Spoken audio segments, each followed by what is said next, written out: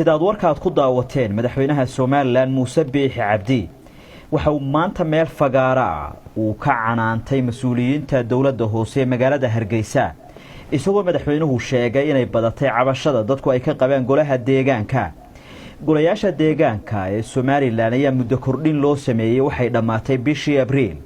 ee sanadkani ilaa haddana looma sameyn wax muddo kordhin oo ay ku fadhiyaan falanqaynta warka waxa marti ku ah Iid Ismaaciil Cabdi oo kamid ah aqoonyahanka ku sugan magaalada Hargaysa Iid soo dhawo maxaa loo fasiran karaa hadalka maanta madaxweynuhu uu sheegay iyadoo duqii magaalada uu ag taagnaa ruuxantii waxa loo fasilan karaa inuu madaxweynuhu leeyahay macnihii waxbaad qabateen ka sii badiyo ruuxantii waxa halka iga booqata inaanu madaxweynuhu wax badan xogogaal u hayn sida ay ummadda iyo shacabkii dadku ay xogogaal ugu yihiin arrimaha ay ku sugayeen dawladda hoose waayo markay madaxweynaha mar walba garab joogaan waxa madaxweynaha mar walba la gaarsiinaya positive kooga ama macnihii waxyaabaha wanaagsan ee ay jira laakiin shacabku waxay tabayaan wax qabadlii oo ruuxantii habeenii baalinka wadooyinka dhaxmara ninka day magaranaysa cashuur laga qaado wuxuu tabayaa dhibaatada haysta mar walba marka waxa laga filan karaa in madaxweynuhu leeyahay shacabka idka cabanaya cabashadiinaas wax ka qabto sidii deeni ma shaqeynayo kale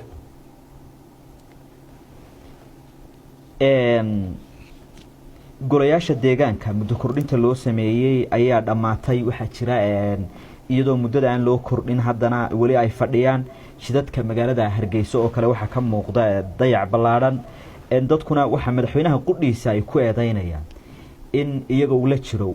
sababtuna waxay tahay waxa loo kala diri waayay golaha deegaanka maadaama waqtigii uu ka dhamaaday laakiin hadda hadalka madaxweynaha sida ka muuqatay maxaa la oran karaa way iska bedeleen mowqifkiisii hore ruuxantii dawladaha hoose haddaan in yar iftiin guud ka siiyo dawladaha hoose waxa weeyaan waxay ururiyaan dakhli fara badan oo ruuxantii nidaamka dakhliga u ururiyaan waa nidaam casriyeysan oo habaysan oo ruuxantii waxa uu tiro kooban islaanta khudradda waxa uu tiro kooban meelaha dakhliga ka qaadaan oo dhan dawladaha hoose markaa waxay bishii dakhli helaan $1,500,000 lacag gaaraysa sidaan xog dhaba oo rasmi ka soo helnay dadka xogaalka u ah sanadkii waxa soo galay ilaa 20 milyan oo ah dakhliga ay ururiyaan ma aha kabka dawladaha guud ahaan dawladaha hoose Soomaaliland ba mise dawladda hoose waxaan u jeedaa macnihii magaalada Hargaysa caasimadda oo ruuxantii mar walba hormuud u ah laakiinse haddaan si guud ahaan dawladaha hoose dhan isku wada qaado dawladaha hoose waxay ururiyaan cashuuro laakiinse nidaamka ay kharashaadka ku bixiyaan waa nidaam musuqmaasuq oo hareeyay oo ruuxantii mas'uulka iyo xildhibaanada ama maayirka iyo xildhibaanadu waxay jeegaga mar walba ku qaataa baawur dushooda iyagoo saar oo ruuxantii kharashkii ay dadka dib ugu soo celin lahayn cashuurta ay ka qaadeen ay iyagu mar walba isticmaalayaan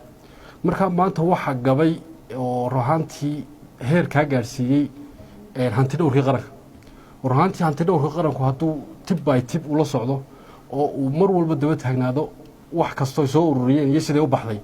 ruuxantii waxaan dareemi lahayn wax qabad iman lahaa ama xaalkay ku sugan yihiin dadka iyo shacabka iyo madaxweynuhuba uu dareemi lahaa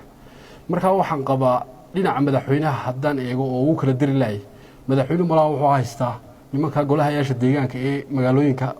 hormuudka ka ahi in ay ummadii adeeg u qabtaan laakiin si dadku ay saluugayaan adeegii ay qabanayeen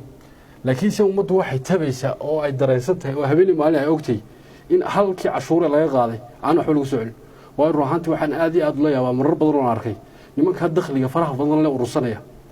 in kabka helay dawladda dhexe ee hay'adda GBLG-ga ama ruuxantii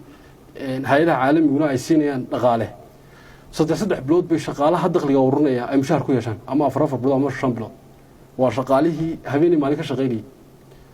marka waxa weeye waxaad moodaa un meel contractor oo qof walba halku ka soo gaaro wax ka cunayo ama ku gogoosanayo marka waxaan qabaa maanta madaxweynuhu ma yiraahdeen wax qabta ama sidii walid ka cabanaya haddii xaaladda dhabta ay ku sugan yihiin uu ka warhayo oo ay u soo gudbinayaan hay'adaha qaranka u qaabilsan sida hanti dhowrka qaranka oo ah halbowlo ah marka waxa loo kala diri laayay waxaan qabaa iyadoo mar walba sharcigana loo eegayo oo mar walba baarlamaankii ka horeeyay isaga laftiisu uu jiidanayo muddo 10 sanadood ah haddana waxaan qabaa fikirka ama xaqiiqda dhabta ee ay ku sugan yihiin golayaasha deegaanku ma oga madaxweynuhu